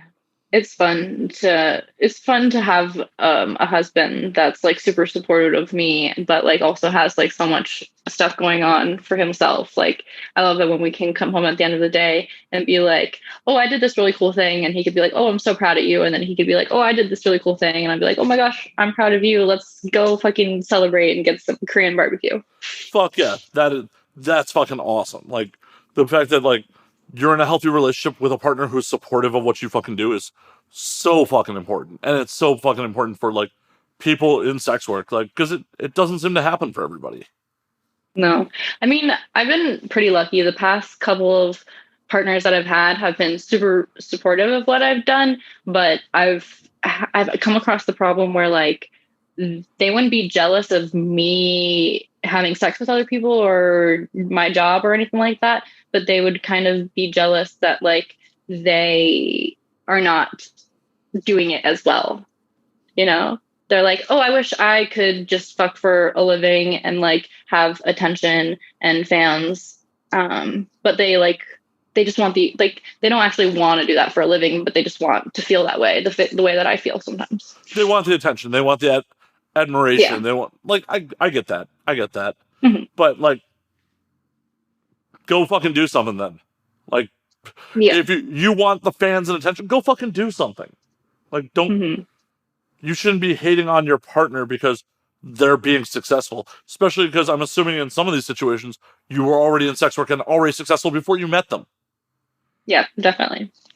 Or they're like, oh, I have I have an Instagram and you'll tag me on your Instagram and I'll get attention and then it'll go away because like I just have a normal Instagram and I'm not a porn star and I don't post about that. Yeah, well, fucking yeah. That's a mind-boggling mentality to me. Like, if you want these things, go fucking do something about it. Like you should never be hating on someone else's fucking success. Yeah, one time I was in a relationship with this guy and he was on and off like, should I make an OnlyFans? Should I like be like we would make content for my OnlyFans together, but it would just like, he wouldn't show his face. It would just like be some quick little videos and stuff like that. And he was like, well, what if I, created like a fake name and like did the thing and showed my face? And I was like, that would be so cool. I would have so much fun making content with you. We could like be this like power couple in like the eyes of everybody. I wouldn't have to like, hide your identity from people. But I was like, but of course, everything that comes with that by being in a relationship with me for a year and how serious it is. And that like all of your family and friends and everybody are going to find out.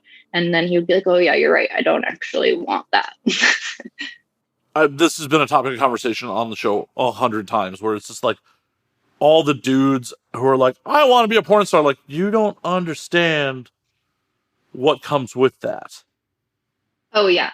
And how it's not fun, like, especially when you're like on set shooting POV content and some guy is like standing literally over top of you with a camera in front of your face. Like, and you can't see anything that's going on. You probably can't feel anything, but you have to keep your dick hard. Yeah.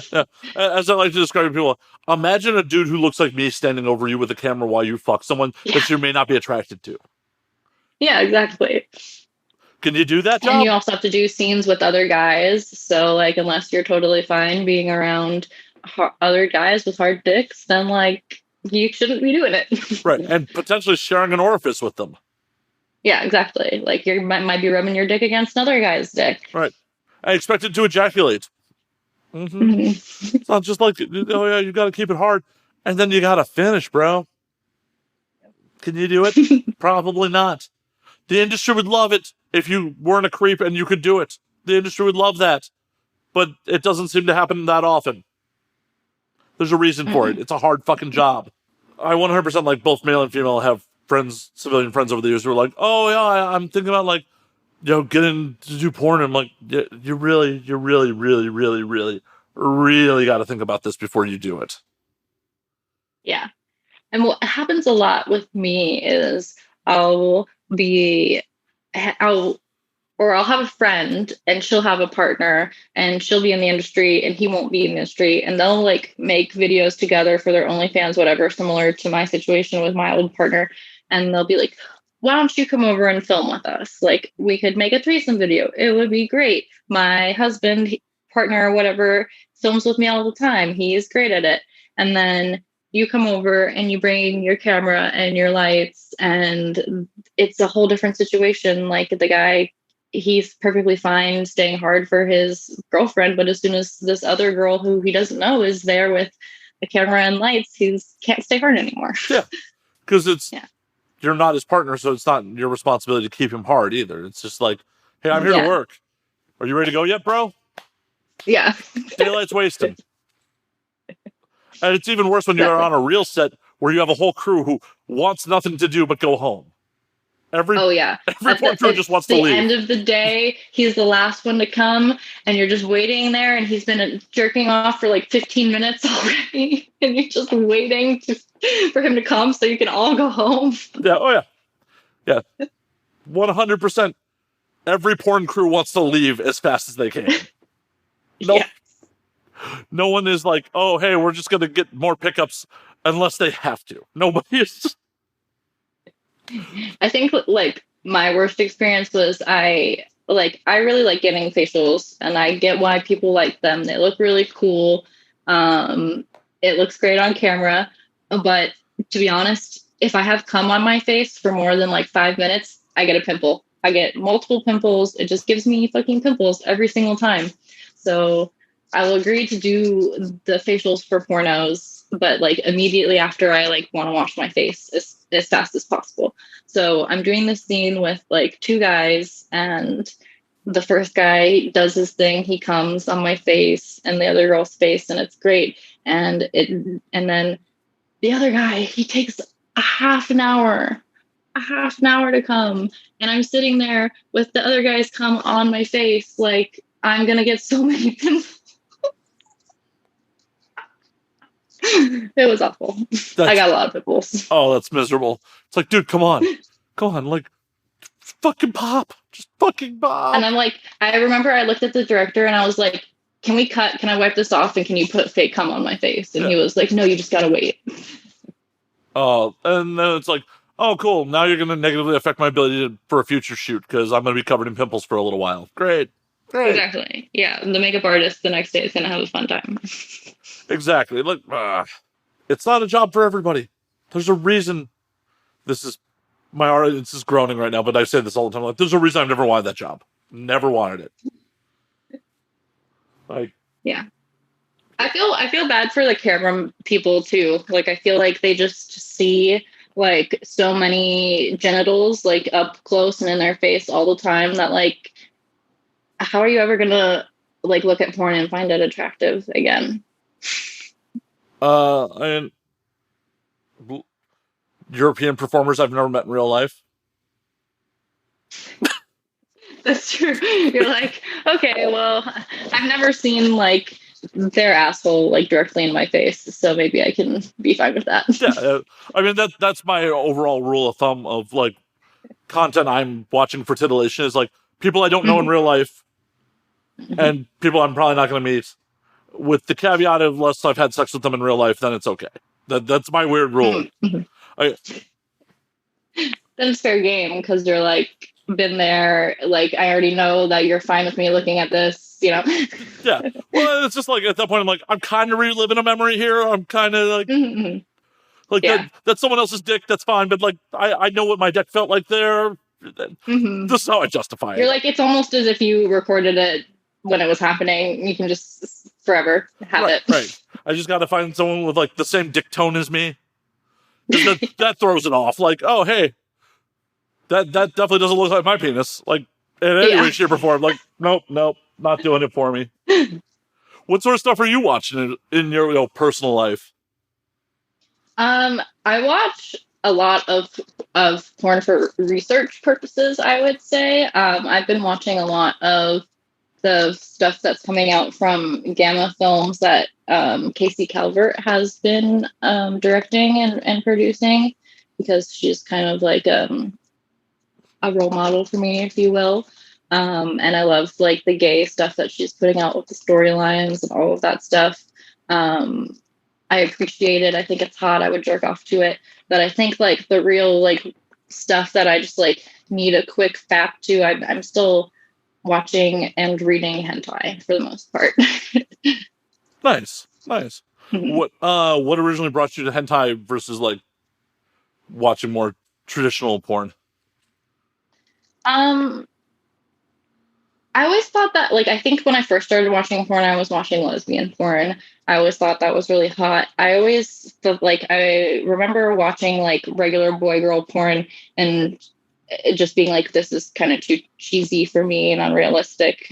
And then of course I would watch the BDSM porn from like Kink and Insects, which I was really getting off on for a long time. After I evolved from lesbian porn, I think that's what I went into next.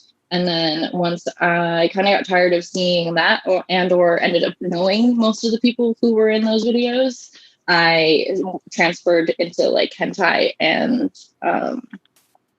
mostly reading hentai, because you can only find very few hentais to watch that aren't just really also cheesy and horrible. But you can find a lot of good reading material. So, and honestly, I like really, really weird stuff that's like not even humanly possible, like the tentacles and stuff like that. So nice. So you're like actually like flipping through manga while you're doing yes. Mm-hmm. That's awesome. Mostly on my phone, but yeah. Digital comics are the best. They're absolutely the best. Mm-hmm. I bought an iPad just for digital comics. I'm right there with you. I totally thought that like, oh no, I'm never gonna want to have a digital comic. Like I'm always gonna want to flip pages, and now it's just like, Mm-hmm. oh no, there's panel views. This is superior in every fucking way. Yeah, it's nice. I love reading manga on like my iPad or my phone or whatever. And I do have like quite a large comic book collection downstairs, I would say, for me. But it's mostly like erotic comics where I like to have it physically because they like do such an amazing job with the art and stuff that I just like to have a physical copy of it. Hell yeah. What stuff are you reading? Like, what do you got down in the collection? I love sex criminals. I've got like a really cool version of sex criminals where they have the erotic cover art. What's the other one called that I really like? It's like really indie. Oh, I can't remember the name. But it's like this hot girl that's like tattooed and she has like a boyfriend and a girlfriend and it's super hot. I think it's called Faith or Faithless. And then there's this other one that I really love that's like kind of more furry and like kinky, and it's called Unnatural, and it's about like this whole world where people are like anamorphic animals and you're not allowed to have like interspecies relationships, and this like piggy girl falls in love with this wolf, and yeah, I just love piggy stuff. Nice. No, that's awesome. Like I think animation is like one of the best fucking mediums, and people should be exploring it more, because it's just like there are just things you can do with animation that you cannot do with real people. You just can't. Mm-hmm. Or definitely, even with as good as CGI is getting, like you'd need a massive production budget to make anything look remotely good. Oh yeah. Where like it would be really interesting to see a porno that has like a really big CGI budget. Like that would be pretty wild to see what you could do with that. Did you ever see Pirates back in the day? I don't think so. Yeah, Wicked put out Pirates. Oh, it's got to be like 12, 13 years old at this point. But like, it pretty heavy CGI, but it's also 12, 13-year-old CGI. Yeah. But like massive fucking budget on that movie. Like I actually want to kind of Google right now, like what how much they spent. Yeah, like That's if I can find what their budget was, because it was just absolutely because massive. Like the thing that makes me think of like that kind of stuff is like I do double anal and I've done triple anal, and people want me to do quadruple anal, but it's like literally not possible unless you get a fuck machine in for the fourth dick. And like that just doesn't sound as fun to me. Like I don't want to do it unless like it's gonna be all people, but it's just not possible. So I would want to like somehow CGI that shit. Yeah, like no, you've got to have the real thing. Like you can't have just a machine, like a fuck machine, a dildo in there would just mess up my whole vibe. So Pirates had a $1 million budget. That's amazing. Oh my god, that's hilarious. I was just talking to my husband this morning. I was like, what if like, one day we just got super rich and like I came to you and I was like, I want $60,000 to make this Mad Max porno. And when we were just like talking about how ridiculous and fun it would be, but like, oh my God, things I could do with $1 million for a porno. Holy shit. Right. Like, people don't understand. Like, yeah, you say $1 million budget compared to like mainstream filmmaking. Like, that's nothing. Yeah. That's like a small indie. Like, porn, like full features are shot on maybe 5-figure budgets. Well, like, yeah, like mid 5-figure budgets, like on the high end. Like 1 million. And I was scrolling down this list. Apparently, Pirates 2 had an $8 million budget. $8 million. Wow. Wow. What a time to be alive. What a time. Yeah, like 8 million. That's amazing. That's my feature movie for tonight. Pirates 2, I'm going to help them make some of that money back. I'll purchase it. It's fine. Yeah, like, I had no clue. Like, I knew the original had a huge budget, but 8 million? How did they make that money back? How? I don't know. And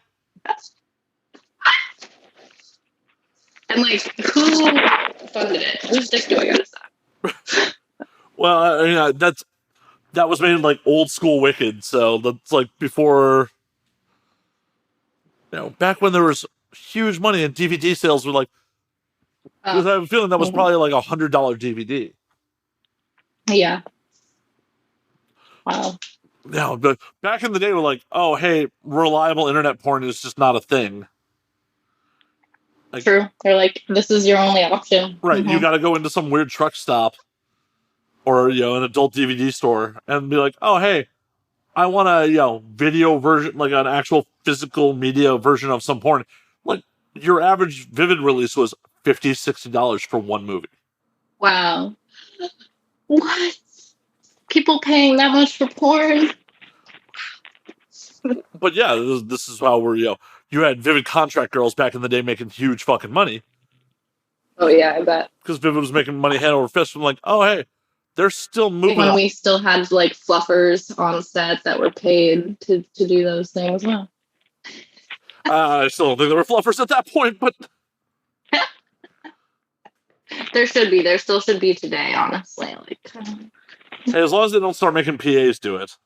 Because, I do some PA work, and the last thing I want to do is be like, yo, Matt, go get the baby wipes and put this dude's dick in your mouth till he gets hard. Like, nah, I'm cool. I'm cool. Like, it's not worth the couple $100 I'm making for being on set today. Like, I don't want to put a strange vagina in my mouth either. Like, get her wet, Matt. Like, no. I'll go get lube. Tell me what kind of lube you want, but no. Hyperallergenic, water-based. What do we want? Yeah, you want silicone-based? What do you want here? So one of my great joys is like to roll out like the various lubes. Like I'm, a sommelier of lubes. Like, so what would the madam care for today? Yes, please. Do you have a CBD one? Thank you. Yes. We have CBD. We have coconut oil if you want, or if you want to kick it old school, whatever. Whatever you want. But yeah, we're never gonna get back to like the huge budget days, which is a goddamn shame because porn could be actual fucking art, where like it's a movie that it just happens to have real sex instead of like some pretense to have sex. And they still exist, but it's fewer and farther in between because there's just no money in it, especially when so much fucking porn is just consumed by the scene. Always like constantly impressed by some of these like smaller companies, though, like Four Chambers, that company from England. This girl Bex owns it, and she like does everything herself, and like everything she makes is so artistic. Like it's just, I don't know how she shoots it, but it's like she should just own an art school about art porn and teach people how to do that because it's truly amazing. Oh, I'm not familiar with it. I will definitely have to check it out. Like, what's it? Tell me about it. Yeah, it's called Four Chambers, and she gets a lot of like really beautiful, like artsy stills. Like you would just imagine like it's a beautiful photograph come to life and like moving slowly, and like people are just like making out, and it's very sensual. It's not gonzo whatsoever, but it's just so hot and steamy, and like the lighting and the like angles. And she plays a lot with like mirror images and stuff like that as well. It's really cool. Nice. I will definitely have to peruse that, give it a look. And we need more people that want to do stuff like that instead of just like cookie cutter, like, oh, this is my sister scene. This is my step. Yeah. Sorry. Have to specify step. This is my step sibling. Oh, this is so wrong. Yeah, it definitely gets tiresome. Like, I know it sells, like, it's great, but like, you can be creative about it in some way. 100%. 100%. And I'm also curious of like, does it sell because it is step sibling and taboo, or does it sell because these are two hot performers and someone is just coming across the scene with these two hot performers and doesn't actually give a fuck about the dialogue? And sometimes I think it's more of a MILF thing than a step brother, stepsister thing. Like, they're always like, oh, the incest stuff sells so well. But it's always like some big MILF performer who's doing it. And they're always super hot and amazing at what they do. And I think that that's why those scenes sell, is because of the hot older lady, not because of the like step incest stuff. well, and the MILF definition's still wild to me after all these years. Like, oh, you're 26 and have had some work done? You're a MILF. Like, yeah. Like, you have big old titties and you don't look like you're 18 anymore, you're a MILF. Yeah. And like, I know some performers who are all natural, like in their 30s, still doing teen roles. It's like, can we just have some shit in between? Now, if you're a MILF, it's totally fine if you have tattoos. As long as you have big old titties and you're a MILF, tattoos are 100% okay. It's true. It's absolutely true. And like, I've watched that change from my time in the industry, just where, you know, when I first got in, like, if you had a couple like quote unquote tasteful tattoos, like, you know, maybe something on your shoulder blade, something on your shoulder, you know, the classic tramp stamp is A-okay. But like, people with sleeves. If you had anything on your legs, like near your vagina or like on the back of your thighs or on your chest, that was like, no, definitely not. Yeah, anything near the chest was like, no go. It was just like, I knew performers who would like, you know, just text under a breast, and were like having problems getting booked from like a line of text, like right here, like nothing. It's not huge, but thankfully, you know, I think Bonnie Rotten opened a lot of doors on a lot of this shit. I think so too. And it's just like, oh, it's been better, and like people are consuming it. People are obviously into it. Yeah, definitely. I mean, I get it. Like, some people have really shitty tattoos. And if you have really shitty tattoos, then you're not going to look good. Because, like, why put horrible art on your body? But, like, you can always get a cover-up. So there you go. Yeah. I totally get, like, oh, hey, you were 18 once and decided to get a shitty tattoo. It happens. But hopefully, now that you're shooting regularly... If you make money off of your body, then you got to know, I got to make this not look shitty anymore, you know? Exactly. Like, lasers or cover-up. Either one. Yep. You know, this is what you're marketing. Exactly. And people love the tattoos. And I get people saying all the time, oh, the older generation, they don't love the tattoos. And I'm like, no, the older generation are the people who are paying me hundreds of dollars for me to just give a video tattoo tour of all of my tattoos. They love the tattoos. These old guys that were like in the military, they love it. I don't know. Well, I totally get it, especially like back for older dudes, like tattoos were taboo. And now it's like, oh, hey, you got this young, you know, hot woman who's covered. Oh, let's check it out. Like, and it's just part of society being more socially acceptable about tattoos in general. Because definitely, when I first started getting tattoos, like, I never intended to get anything that you couldn't cover with a short sleeve shirt. Because it was just like, the wisdom at the time was like, you may have problems getting jobs if you have visible tattoos. It was like, just 3 or 4 years ago, yeah, you would not get a job if you had a tattoo that was visible without long sleeves on. Yeah, for sure. It's crazy how much it's changed in just the past couple of years. Yeah. Now, I mean, it's been a while since I've applied for like a real job. I mean, Yeah. like Same. a job. But I feel like most companies like don't care. Like unless you're getting hired by like a small family, owned business, then maybe the family's prejudiced against that thing. But I feel like most big companies don't really give a shit anymore. Yeah, it's just like they're not going to have a workforce if they have a problem with it. Yeah. It's wild to me. Like as a, I mean, I'm 40 now, so I'm not like old, but I'm an older dude. It's wild to me, like, because when I first started getting tattoos, if you got a sleeve, it was piecemeal. It was just like, you just slowly add to it. And like maybe 10, 15 years ago, you just started seeing dudes were like, just full fucking sleeves, just out of nowhere. Yeah. And like, it's like, cool, this opens the door for me being able to have more work done. But on the other hand, it's just like, you have a whole sleeve already? Like, you're like 12, dude. What the fuck? See, that's what happened with this one here. But it was because I have like this whole cohesive plan for the whole sleeve. So we just did the outline all in one day and then we came back and did the shading. So no, that's fucking awesome. It was just mind-boggling to me just how like it had changed. Just like overnight, you're just like no tattoos to full sleeve. Yeah. Yeah, but like this half sleeve took over a decade to get done. It was like you just. Oh my gosh. Okay. Sorry to interrupt you. Gotta go to the bathroom one more time. No problem. And Lydia's back from yet another urination break.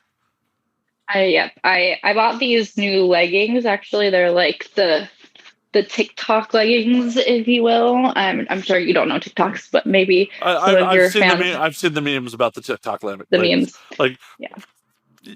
I'm a red-blooded male. I mean, hot girls in leggings like make their way to me. Like I have to know about that.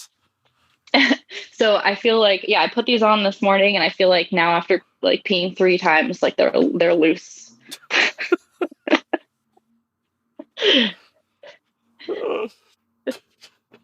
I tried to do the whole thing with my husband this morning with the TikTok leggings, but he has not seen the TikTok leggings. So I'm like, hey babe, I got a present for you. I put on the TikTok leggings and I show him my butt, and he's like, oh, those are nice. Those are cool pockets. A man who understands women's fashion is like, it's got pockets, babe. Those are amazing. Yeah. He's like, those are great pockets. I'm like, yeah, cute. You're cute. Love you. We have to educate you a little later, babe. Like, we gotta put on video. It'll be education time. Don't worry. We'll get you. It is honestly amazing just how fast TikTok is influencing things. How fast like those little videos go fucking viral and everyone fucking sees them. Even people like me who's not on TikTok. Yeah, exactly. You're like, I don't know, but I've definitely seen those girls on Instagram with the leggings now. Yeah, well, I also have a friend of mine who just like when he comes across something he considers gold from TikTok, just texts me TikTok links. So like, I'm not on TikTok, but real funny stuff washes up on my shore anyways. The meme friends, the good meme friends we have. Oh, yeah. Well, I have a whole Discord server that has a lot of shit posting in it too. So, like, part of my gaming Twitch stuff, we have a Discord server, and like we're like, no, please, shit post here as much as you want. We will never zuck you. We will never zuck you. Just post wild shit here. I'm here for it. Oh my gosh, wild! I love that. It's Discord fun. is a whole new era as well. It is, but unfortunately, it's much like a lot of other things, like no fucking discoverability. Like it literally is like an old school tape trade. Like literally, someone you know has to know somebody who knows somebody to fucking like, oh hey, I found this server. To like get in on the cool things. I kind of feel like what was like. Could you do that with SM Messenger? Like you could like have like little group chats with that, like back in the day. I think you could, but not to this level. Yeah. Discord is a good and a bad thing because there are definitely like Discord servers out there of dudes like fucking pirating people's content too.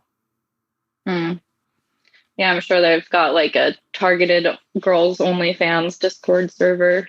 But unfortunately, they exist. Like, I had a friend of mine invite me to one. I'm like, what made you think that I would come on this server? Like, just to like red flag other people. God. Yeah, like I don't really want to. I don't want to support the server, and I really don't know if I come on here and just start being like, I'm the police, fucking take this shit down. If Discord's gonna do anything about it. I don't know what Discord's policies are. Mm-hmm. And since I'm someone who exists on the internet, I really am not like trying to fuck with people that are more tech savvy than me too. That's a good call, because if people live to ruin people's lives on the internet. Yeah, and like, this is where I make my income. I really don't want to be like, hey, hornet's nest of hackers that know much more than I do. Poke. Yes, the dark web. Let me fuck with your fun. I'm just not going to support it. I'm going to be like, yeah, this is not where I want to be. I will not support this, but I'm not going to fuck with my livelihood either over it. Yeah. That's good. Yeah, I like, if it's just stolen content and stuff like that, I don't think they would do anything if you reported it. I think I don't even think, because like I've seen like Reddit threads of people like outing performers' personal information and stuff like that, and they still won't take stuff like that down on Reddit either. So. Well, and yeah, doxing is so fucking gross. Yeah. And it's just one of those things where, like, I don't know. Most sites, like, you know, it should at least fall under fucking bullying. At very least fall under bullying. Yeah. And I don't know why they wouldn't take it down. Like, it makes no sense. It should just be harassment. Yeah. Like, simple as that. Yeah, and that's the worst part, is like, because fucking weirdos will come out of the fucking woodwork. Like, any sign of like being able to get close to someone that they're obsessed with, they will just come out of the fucking woodwork, and it's fucking bad. It's not even safe to block people, because if you block people and they take offense of that, they'll just make another account and come back and be twice as mean. Like, your best bet, if there's somebody being mean to you on the internet, is don't even block them, just mute them. Oh yeah, mute is the best function Twitter ever put in. Mm-hmm. Yeah, because they have no clue. They have no clue that you're just don't see a word. You can't see anything. Yeah. But you know, they're just shouting into the void. Why is Lydia not paying attention to me? And you can always just be like, oh, never saw it. Sorry. Sorry. I'm blocking you, so you can't be mad at me. Right. There's just so many more fucking. There's just so many people. I just missed it. I'm sorry, man. Please buy my porn. I'm here. Please buy my porn. Yeah. But the internet is such a wild place. Like, just. And I personally can't wrap my head around like the disconnect of people being obsessive to someone about someone they don't know, to a point where like you're gonna harass someone in real life because you know you found out some pertinent information about them because you masturbate to this person. Like, what the fuck's wrong with you? What are you hoping to accomplish here? Yeah, some people. Yeah, lots of people live healthy lives on the internet where they have their own fantasies, but like they just live those fantasies in like video games or whatever. And then some people like, you know, try to bring it into real life that way.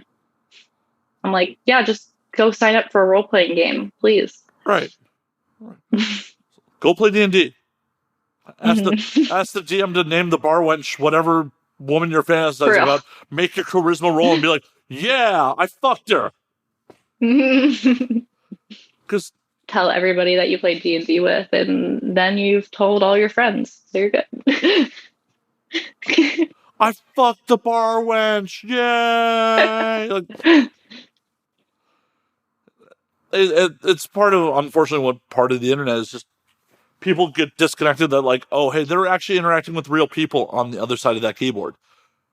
Other real people that have feelings, have fucking shit going on with them. They're not, even though if your job is to entertain people, like, you still have other things going on in your life besides being on and entertaining people. Yeah. That's a lot of stuff that I get, like, oh, you are an adult entertainer and you have an internet account, so you're always there to provide me with the entertainment and the porn that I need, especially if I'm paying you. Like, I'll often get like custom requests from people, and then I'll be like, yeah, I'll do your custom for you. And then they'll be like, okay, I'll send you the money. And then they're like, I want the custom tomorrow. And I'm like, I have a whole week full of activities that were planned before you brought this custom up. So I have to do those first. Right. Like, how would you feel if you had paid for this custom and someone else came and paid for another custom? I let them jump the line in front of you. Like, yeah. Mm-hmm. You are not the only client here. They're like, yeah, but all you have to do is take your clothes off and do the thing. It's you. It's just you and a camera. You should be able to do it, right? Yeah, you don't have to sleep, eat, spend time with your partner, decompress, manage your social media accounts. Yeah. Do chores, pee a lot. Like, yeah. Pee a lot. But like sometimes they make it really easy when they want a video of me peeing. See? Today could have been your day, guys. Today could have been your day. Mm-hmm. Actually, I should just put a camera, like a GoPro, like in my toilet at all times. Just have a gallery of like, which set would you like? We have which stream? I could have a live stream. Oh my god, you totally could. That's fucking ridiculous. The only shit part is like the GoPro batteries don't last all that long, so you just have to swap. Oh yeah, I know. I'd have to like have it like plugged in like as well, and like but my toilet. I don't think you can't plug them in with the waterproof cases on though. Oh, yeah, you're right. You have to. Mm-hmm. Fuck. Almost had a brilliant idea. Well, I mean, if you were successful. Well, you know what? I have a GoPro that like it turns when you press the button on top, it turns on and records all at the same time. So like I could just like hook, like I could just do that when I sit down on the toilet and then do the thing and then turn it off and then just try to remember to do that every time. And it wouldn't cause too much battery. I mean, you should be able to like get a couple hours out of that. Yeah. A couple minutes at a time. Yeah. And that way we only get the pee content as well. It's not on all the time. Right. Like, oh, here's the sounds of Lydia brushing her teeth from inside the toilet. Yes. Though someone would probably pay for that. Or like, oh, today it's my husband, not me. Whoops, sorry. Though someone may pay for that too. Like, oh, hey, that's the penis that's wriggling inside Lydia. Let's see that pee. The opportunities are endless. Endless opportunities. Yeah, I really think you should mount a GoPro inside your toilet. Well, but how are you going to mount it for like when number 2 has to happen? Well, I could put it like in the front part of the toilet, and then it would just get pee, and I would just turn it off, make sure there doesn't record any of the other stuff. Well, no, I was more concerned about splash and like, because you have someone that isn't like a violent one per se. Like,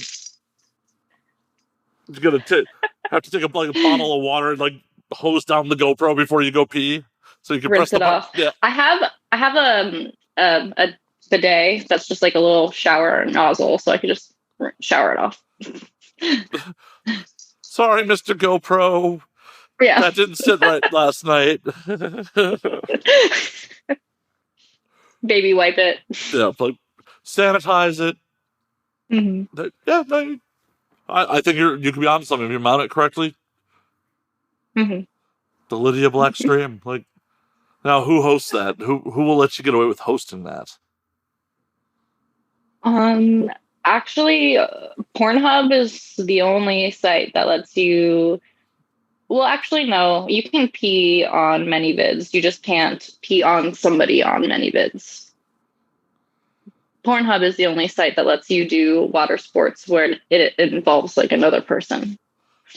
Which is also, once again, wild because, like, consenting adults. Yeah, exactly. Like, it'd be one thing if, I like, think it's payment processors that have been stopping people from allowing that content on adult sites. no, and it makes perfect sense. But it also, once again, if they're already in the payment process for adult entertainment business, Yeah. come on, that I that's your think there's line. only like two options if you want to do payment processing for adult industry. I think that you're very limited. You are, you 100% are, but it's still like they're in the business. Like it you're in it. Water sports ain't being charged with obscenity anytime soon, or it's not going to count. So, Yeah. like, what are you worried about? Hmm. Just fucking do it. Just fucking let But yeah, people do I it. mean, there was that whole craziness with like Visa and MasterCard pulling from Pornhub because of that fucking crazy religious group. So, Yeah, yeah. Oh, and that sucks for a lot of people doing the right thing. yeah. But it also forced the hub to actually like clean up their fucking act about like shit that shouldn't be on there.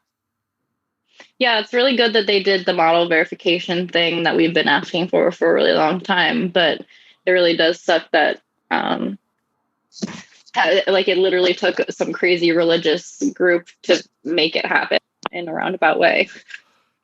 Unfortunately, like if you're running a successful business, people don't fucking change unless they have to, and unfortunately, they felt that Yeah. oh now we actually have to because it's gonna hurt the bottom line. Not that all our fucking user They base were wants forced this. to take responsibility. Yeah. Yeah. Mm. Like what the fuck? Like what? We as humans are just real bad with foresight. We're bad at it. Especially if something's working. It's just like, nah, no, it's fine. It'll always be fine. No need to fix Yeah. it. It's good. You're like, I'm just gonna cross my fingers and hope it keeps on working. It's fine. It's fine. It's good. It's good. No. But and verified models is what it should have been the whole fucking time. Yeah, definitely. It's insane the amount of stolen porn that was on that fucking site.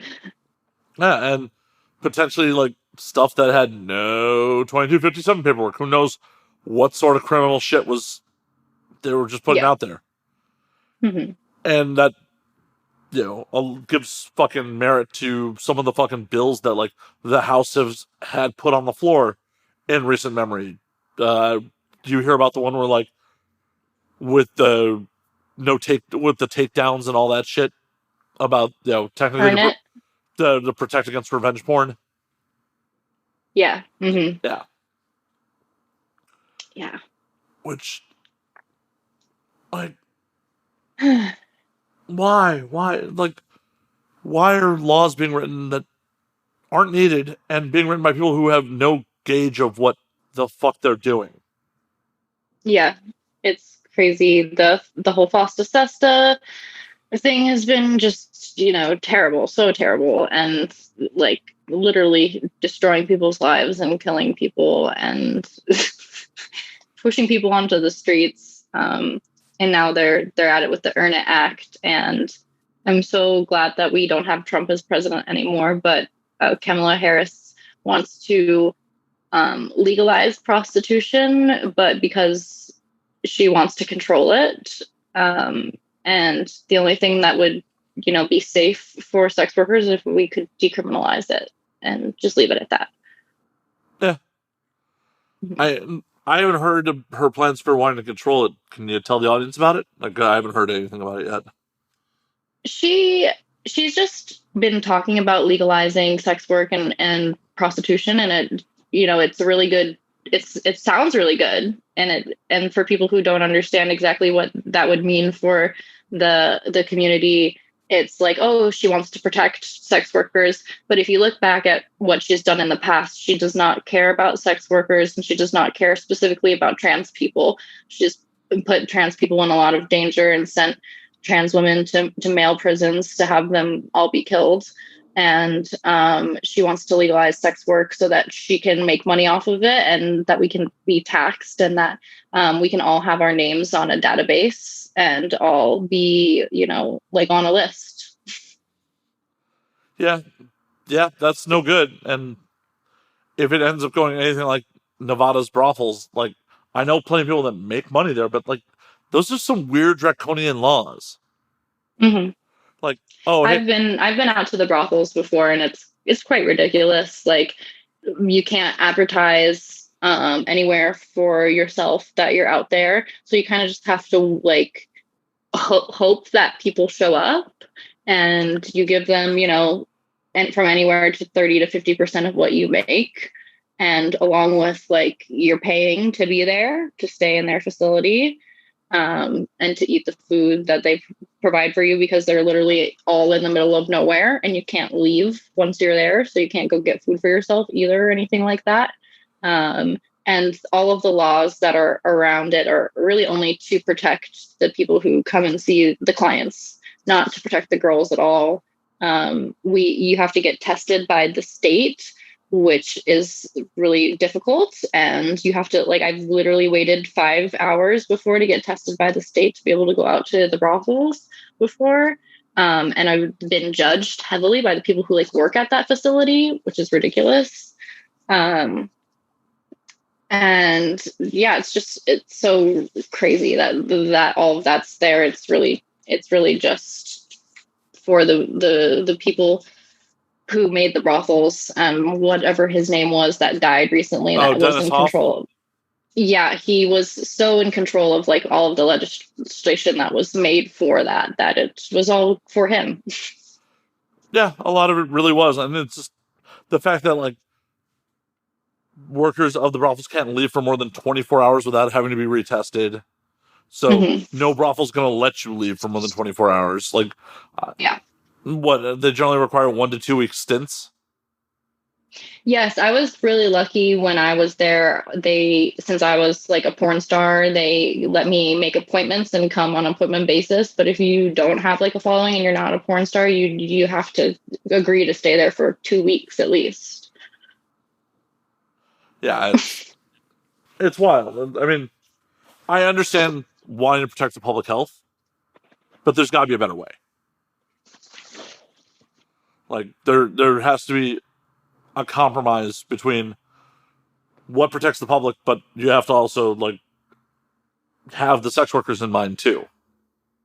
Yeah, it's really crazy that the whole testing thing is like so in the Middle Ages, when they're aware that there's an adult industry and that we have a standard for testing, and that we could just go get talent tested, and that could be perfectly acceptable for these brothels, but they have to they want to do it all by the state, So with the state inspections, do they like physically inspect your genitals, or is it just? Yeah, they do they do a blood test, a urine test, and they do swabs of your butt and your mouth. Hopefully not with the same swab. Sorry. No. Couldn't resist there. And then, of course, when your client shows up, he has to wear a condom, but it's your own job to inspect their genitals and see whether or not you deem them safe. Which, like, if you're fucking in a dark ass room, like, it's hard, and it's also awkward for both of you. Like, hey man, let me see your dick. Nah, Yeah. no deal. I can easily like envision circumstances where some girl like sees something that she's uncomfortable with, but has no idea how to communicate that, and also has no position in turning down the money, and is just unfortunate to do that. Yeah, because it's not like, oh hey, the brothel's gonna take care of me on this guy's got an oozing dick. Yeah, exactly. Like, no, you're gonna have to, do your own health care and go see your own doctor if anything happens, you know? Well, even that, like, the housing for the day, you don't get free housing at most of them unless you earn so much. And now Oh, you're yeah. tied up with this client who you're going to make no money on for an hour plus, probably before you even get down to business. And now, like, you may, because this guy walked in here with an oozing dick, going to end up costing you money for the day, and you could have had a safe client in the meantime. Yeah, exactly. There's definitely got to be changes, and if, like, the states were to reform, there has to be some real consideration into it. Yeah. It's I think the like hardest part of it all is that the FOSTA SESTA has like stopped all advertisement from being possible. Like you can post on your Twitter, you can post on your Instagram that you're going to be out at the brothel or whatever, but then you only get as far as your followers reach you. Like it's literally impossible to purchase advertisement anywhere for any type of adult work. Yeah, and it's like, how is this protecting people? Yeah. It's hard. It's like, you know, there's fucking every time you go online somewhere, there's like a little advertisement in the corner for like some porn site or a sexy game, and it's just like mostly like a scam whenever you click on it. But you see that everywhere. Why am I not able to purchase some fucking advertisement? Yeah, 100%. Or some like fake dating site. Speaking of which, I literally Yeah. saw this on YouTube a week ago. Some dating site I'd never heard of, and Angela fucking White was like the video clip they were showing to advertise it. What? Yeah, I'm like, how I'm so like what? I'm like, I screen like capped. they took like a clip of her, or like she was paid to do that. I don't know. I mean, there was nothing that says like, "Hi, I'm Angela White." It was just like a Yeah. clip of her interacting. Like, I screen capped it. I know Angela, but I'm not like friends with her. My roommate is, Yeah. so I screen capped like, hey, check with Angela to see if she was compensated for this. Yeah. Like, if she's compensated with it, cool. But Yeah. it's a little jarring to see like, oh, someone who's huge in the industry on like some random advertisement for a site I've never fucking heard of. Yeah, definitely. Like, screams sketchy. Yep. It sounds like they just like ripped that and used it. I feel like I've seen that before. I feel like I've seen my friends like in the corner, you know, on those advertisements, and they're like for some site that's like you're just gonna get like a virus if you go to that site. It's not even a real site. Yeah, it's like, hey, welcome to the phishing site. Like, and that's something that like these sites should be fucking held accountable on. Mm-hmm. Like, yeah, I may be on a legitimate site, but like your advertiser may not be. Exactly. Yeah. Like, don't just blindly take these people's money. There should be fucking trust here. Mm-hmm. But, and like approval. Yeah. Like just approve something before it goes out. Yeah, and like, check up on it, because just because they put up a site like in the first place, they're like, oh, this is benign, it's fine. Have someone revisit it like down the road, be like, hey, is there malicious code here now after they finish the approval process? Because that would be the smart way to do it if you're going to be malicious. Is just like, oh yeah, it's cool, it's fine. Oh, we're live. Just afterwards. Yeah. Yeah. Weird internet world. Like, just, people just we'll figure it out eventually, and then something else new will happen. Mm-hmm. I mean, for fuck's sake, people distributed viruses with fucking Minecraft skins a while back. Like the fuck? Why? I don't know. Probably some monetary gain out of it, or just for the lulz. Who knows? Pandemic boredness. Exactly. But Lydia, it has been a blast. I'm going to call the last call on this motherfucker, get you out of here. I know. You probably need to pee again. I just gotta teasing you. Don't. I do, though. You're not wrong. Oh, fuck. We didn't even get around to your Etsy store. Fuck. We got to have you back on to plug that. But plug the Etsy store where they can get all the stuff there, where they can find you on all the things, please. You can find my Etsy store. It's Slutwitch BDSM shop. So that's etsy.com/slut Slut Witch BDSM shop. You can find me on Twitter at lydiablack.xo. And you can, oh no, it's just Lydia Black XO. Sorry, I've had to change it so many times. You can find my Instagram at official.lydiablackxo. And then you can find me on OnlyFans. It's Lydia Black XO. Hell yeah. Go spend your money with Lydia. Like, make it rain. Make it rain. I have a ton of new content coming out with Charlotte and some other fun anal babes. And I just lowered my price to $6 a month, and it's going to stay there forever. So get on there. Hell yeah. Get in while the getting's good. And as always, you can find me at Matt_Slayer on Twitter, Matt Slayer on Instagram, Matt F. Slayer on Facebook, twitch.tv/Matt F. Slayer. You can find the podcast at And Now We Drink on Twitter, and Now We Drink _ on Instagram. And until next week, drink up, motherfuckers.